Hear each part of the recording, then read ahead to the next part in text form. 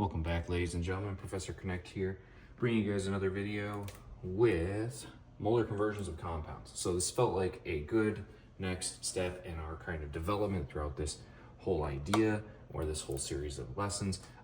Briefly, I want to talk about a reminder of how we convert between moles and grams. So if I start with grams, how do I go to moles?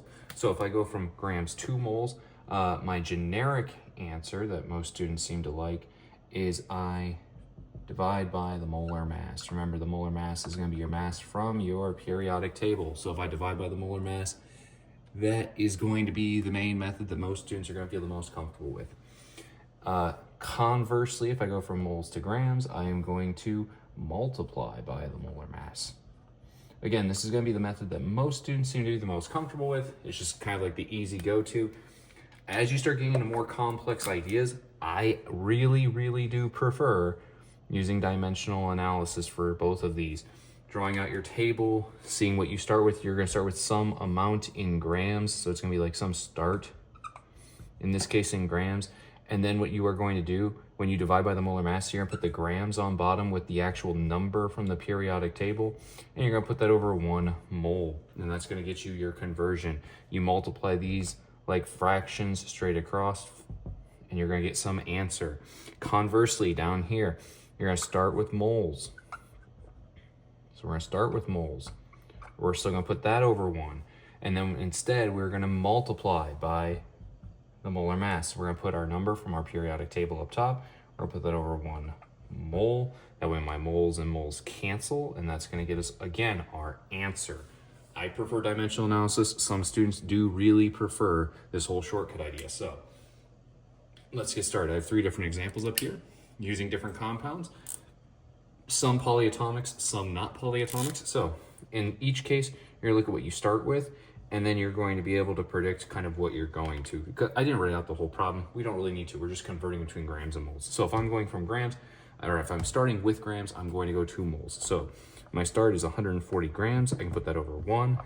I need to get grams to cancel, so I'm gonna put grams on bottom, right? Fractions, again, tops and bottoms will cancel. My moles will be on top. I always have 1 mole on top when I'm multiplying, when I'm dividing by the molar mass, I always have 1 mole on top.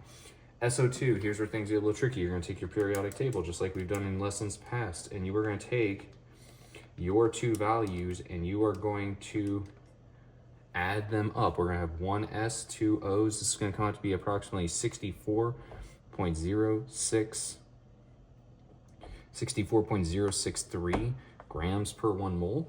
Over here, I'm gonna have 3.7. I'm just kind of writing these all out real quick, I guess. I didn't originally intend to do this, but C6H6, 12.001 times 6.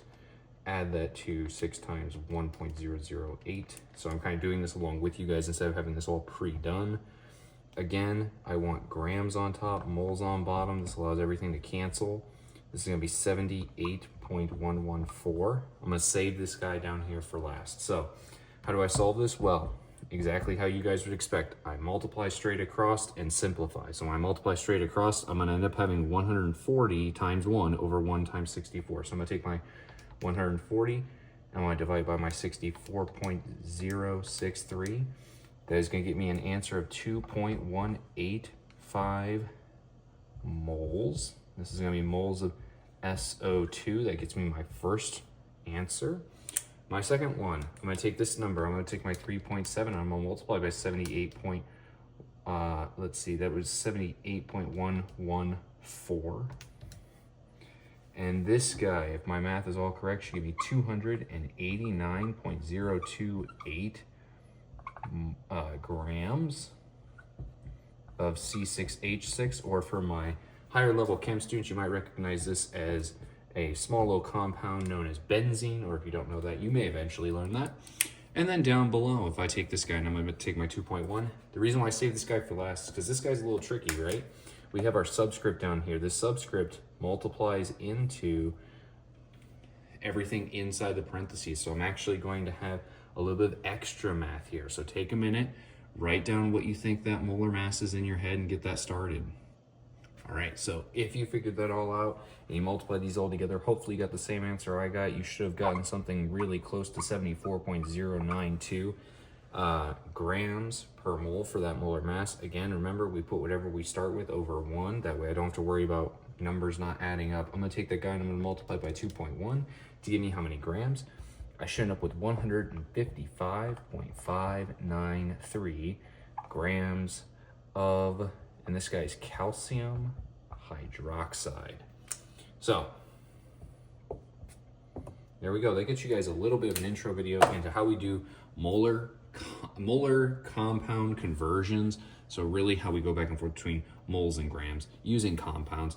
Really, it's just as simple as going back and forth between grams and moles. It's just that little bit of extra step of combining that with figuring out what the molar mass of this guy is, because sometimes it's not just given. Sometimes you actually have to use a periodic table, look over it, find all that information and calculate it. So hopefully this is a good, really short condensed lesson, since we've already talked about all the other basics with this, so I don't need to take more time than needed. I don't need to take extra time to really do this. So hopefully you found this video helpful. If you have any questions, leave them down below. Thank you for checking out this video, and I hope to see you in the next one.